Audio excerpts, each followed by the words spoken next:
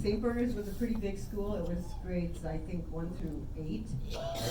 And there were a lot of, tons of kids. Our classroom sizes were 30 each.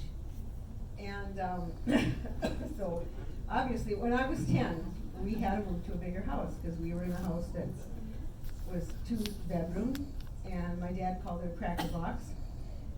So anyway, long story short, I'm sitting in school one day about the last week we're gonna be there. And they had those PA announcements that come over. I don't know if any of you are old enough to remember.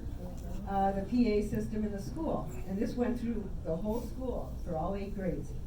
And I'm in 5th grade at the time. And at the end of their morning announcements, they said, well, we have one more announcement. The Montgomerys are leaving us. I'm sitting there, I'm a shy kid, right? I wanted to just drop through the floor. Everybody in the whole classroom turned around and stared at me. No. But the backstory is all of the nuns and the priests in that parish knew her because she didn't have enough to keep her busy with. At that point, it was 7 kids when we moved. She was making missal and hymnal covers. She designed them herself. They're made out of this plastic with, I don't know, they were really nice. They protected the hymnals and the missals. So, all the people who ran the school knew her because of that. So it was just embarrassing though. Everybody in the school is like, what? And then the teacher said, just leave her alone, turn around. Anyway, but then that carried over to when we moved to White Bear, because we had so many friends in that area that for the first 4 or 5 years, that after we moved, she would host these parties for each of our friends. Juanita had a whole group, I had a whole group, and of course it had to be a slumber party because they were coming from a distance.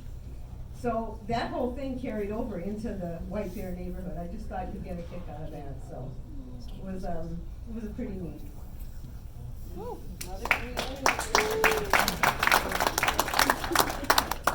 right, Juanita. Come on, Juanita. Get up there. You can't think of a thing. She's a barber.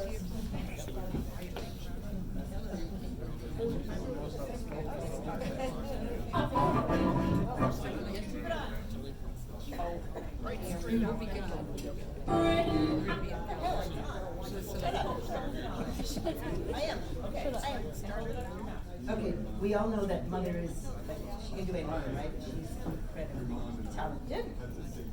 And she's an incredible seamstress. She's sewed all our clothes, which sometimes we did not want her to do, because they were, homemade. We wanted bought clothes, but she never bought clothes for us. They were clothes from a lot of other people, or she made them, which was really nice, I guess. But were times where we had to be really frugal. Obviously, 8 kids, we had a lot of things. She made her own bread, she made everything. She made everything from scratch, right, Mom? Anyway, I didn't really know this, or Sherry didn't know this either, for years, until later. But at Christmas, every year, of course, we were into dolls. We got a doll every year, a new doll. It was the most exciting, ecstatic thing we ever got. And we found out years later that it was the same bloody doll every year. But she would refurbish it, make new clothes for it, make a new box to put it in. We got the most incredible dolls. And we were so special, and we found out years later it was the same.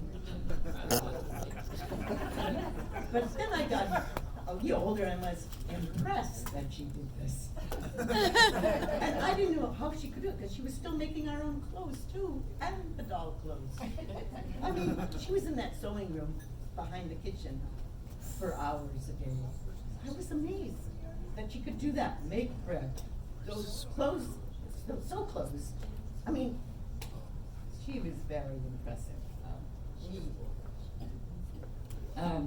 When we moved to White Bear from Marion Street, I took those 6 dolls.